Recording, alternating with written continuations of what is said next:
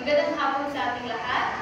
Magandang hapon po, Bining Moreto.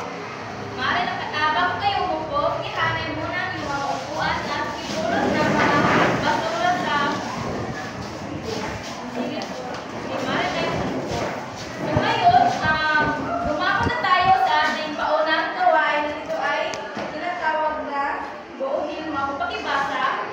Ayusin ang makareklang ito upang makabuo ng tamang salita na tumutukoy sa isang mahalagang elemento ng nobela.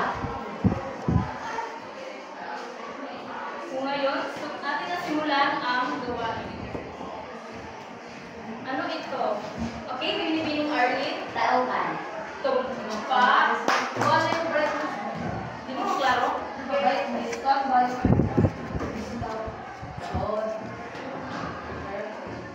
So, binibining Arlene. Energetic siya tayo. Ibalik na. So, next.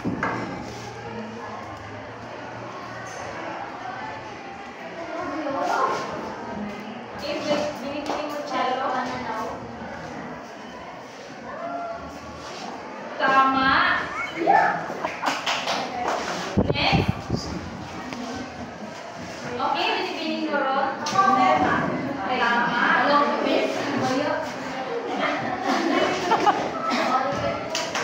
Next is No, panghay. Okay? Pinag-falls. Seven. Huwag mag-alala. Yung Marami Hollywood Falls. kang laro. Kami magbaktas na. Next, this is, okay, binibining mo Rochelle. Tagpuan.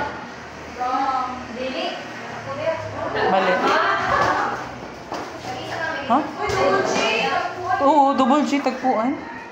Sige na kayo. So ngayon, mayroon na ba kayo idea kung anong tatalakayin natin sa hapon na ito? Yes! Yung binibining Arlene, ano? Elemento ng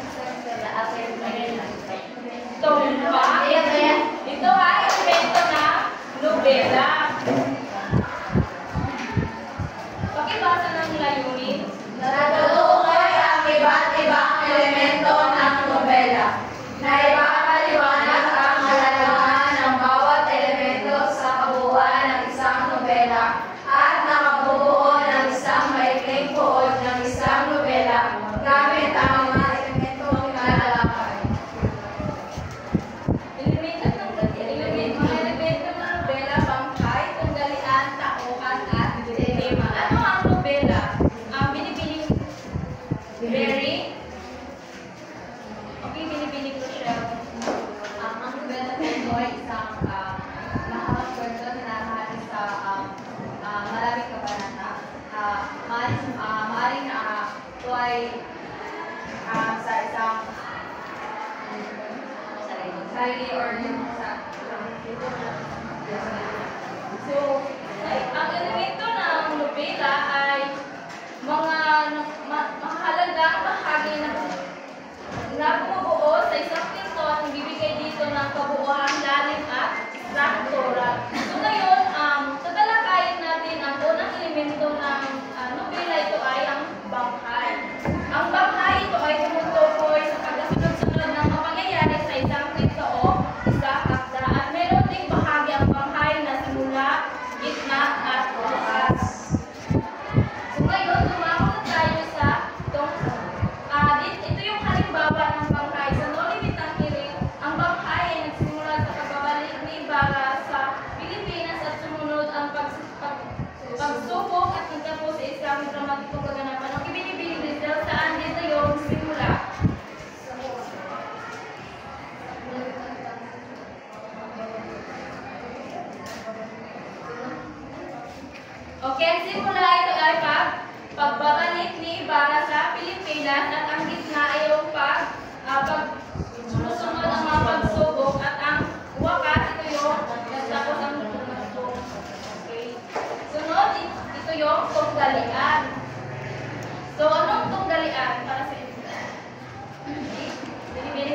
Palo. Tunggalan ito ay nakapagod ito ang ako din ako sumulay ng isang peso na kung saan ang tauhan ay naglalaban laban sa sarili, laban sa lipunan o laban sa kaligtasan. Tumpa.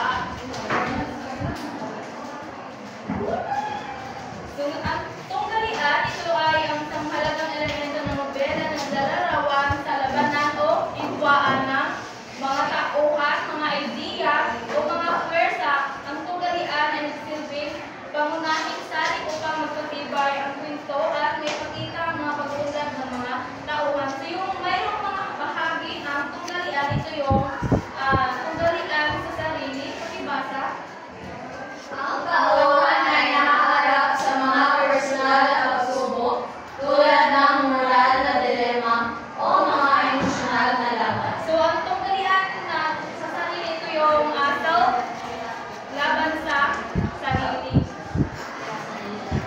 Halimbawa, sa nulimit ng hiri, ang mga tauhan tulad ni Bara ay nakakaranas ng tunggalian sa kanilang sarili patungkol sa kanilang mga desisyon at pananaw sa buhay.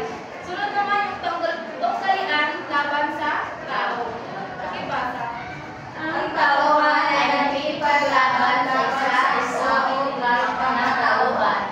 Halimbawa dito yung si Florante at Laura. Si Florante ay makikipaglaban kay Adolfo at ang kanyang kaaway ay nagnanais na agawin si Laura. So, tauhan laban sa tauhan.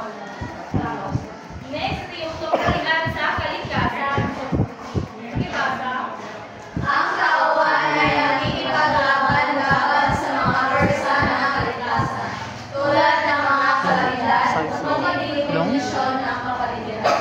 8 So, halimbawa, sa Okay. nulimit ng hiri may mga That's fine. eksena sa pagkibag Hindi, nakalimutan. ng mga tauhan sa kalikasan Basta kayo na to, tulad 8 ng something. paglalakbay sa kagubatan. Sunod yung tunggalian laban tingnan sa likod. Diba? Yun, ano yung size ko Ang ba? tauhan ay nakikipaglaban laban sa mga kamantayan, batas o sistema ng lipunan. So, halimbawa, sa nulimit ng hiri, si Ibarra ay lumaban sa hindi makatarungan sistema ng pamahalaan at sa mga maling gawain ng mga Friday. So, next yung tunggalian sa Diyos. Ang ibasa. Ang tauhan ay may laban na may kinalaman sa relihiyon o paniniwala. Kadalasan ay may kinalaman sa mga pagsubok na pinagkaroon ng pagkas.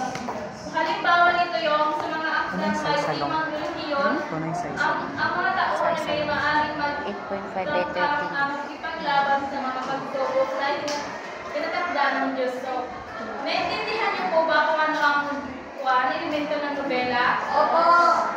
So ngayon, dumako na tayo sa ating pangalawang gawain na dito ay tinatawag na tukuyin mo ako. Pakibasa. Basahin ang bawat paliwanag na may kaugnayan sa mga elemento ng nobela. Tukuyin kung anong elemento ng nobela ang nilalaraw sa bawat diba.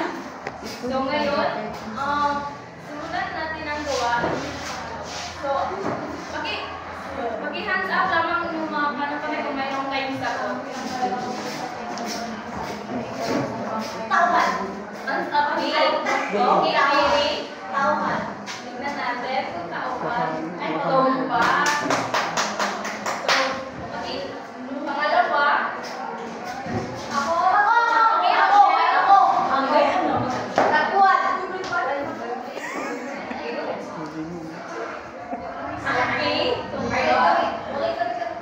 okay, next. Hakot award na ni Carizo. Ako. Okay, banghay. Banghay. Tignan natin, tumba. So, Uy, ako. next, Hazel.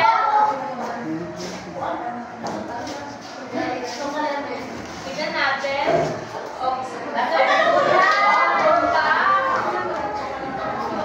Marge.